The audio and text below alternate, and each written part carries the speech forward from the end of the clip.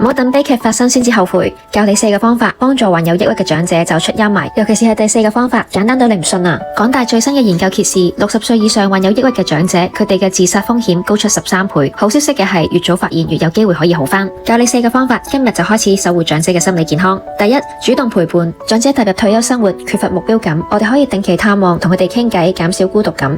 記得一定要約定佢哋下一次見面嘅時間，強化佢哋嘅時間觀念，增加佢哋對未來嘅期盼感。第二，一齊完成任務，主動請求長者協助幫忙，尤其是係請教佢哋最熟悉嘅技能。例如長者係擅長種植，我哋就邀請佢陪同我哋去花墟買花，詢問佢哋嘅建議，增加佢哋嘅參與度。當佢哋分享更加多嘅時候，就會更有滿足感。第三，探索新事物，帶佢哋一齊去新嘅商場飲茶，去新嘅戲院睇戲，盡量離開屋企遠啲嘅地方，行新嘅路，感受不一樣嘅風景。